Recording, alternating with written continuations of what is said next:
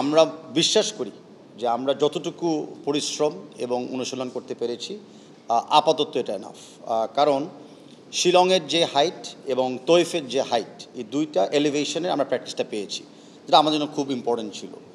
দ্বিতীয় হলো সাউদিতে যে ধরনের ইকুইপমেন্ট এবং প্র্যাকটিস করার মানে আমরা ফেসিলিটিস পেয়েছি, এটা আমাদের জন্য মানে মোর দেন হোয়াট উই এক্সপেক্টেড। অতীতীয় টিম 2বার গিয়েছিলেন সাউদিতে, অতীতে তুলনা করলে এবারের প্র্যাকটিস সেশনটার ফেসিলিটি কিন্তু মানে একদম টপ ক্লাস ছিল। তো সেই জায়গাতে আমরা স্যাটিসফাইড। আমরা জানি যে আমাদের অধিকাংশ প্লেয়াররা চলমান লিগে খেলছিল, অ্যান্ড হামজা চৌধুরী তো definitely one of the highest লিগসে খেলে আসছে। তো খেলা নিয়ে আমাদের কোনো চিন্তা নেই। এখন হলো আগামী 5 দিনে যেই ট্যাকটিক্যাল ডিসিশন কোচ নেয়, সেই ট্যাকটিক্যাল ডিসিশনে আমাদের টিমটা জেল করতে পারলেই বাকিটা আমি শিওর ওরা খেলাতে দেখাবে।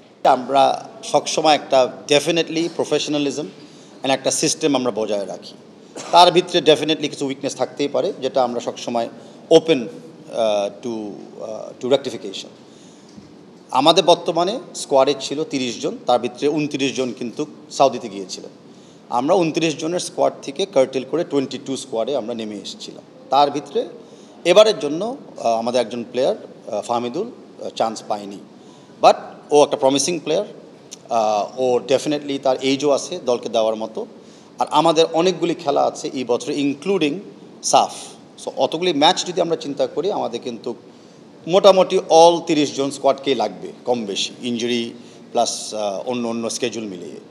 সো এখানে কোনো ধরনের মানে আমি বলতে পারি যে নিয়মের ব্যত্যয় ঘটে নাই। যেই ট্যাকটিক্যাল অ্যাপ্রোচ ইন্ডিয়ার সাথে আমরা নিব, সেই ট্যাকটিক্যাল অ্যাপ্রোচকে বিবেচনা করে বর্তমান 23 স্কোয়াড চুজ করা হয়েছে। আগামীতে যখন আমরা সিঙ্গাপুরের সাথে অন্য ট্যাকটিক্যাল অ্যাপ্রোচ নিব, প্রবলি স্কোয়াডেও কিছু চেঞ্জ আসতে পারে। এটা definitely the way the game is played.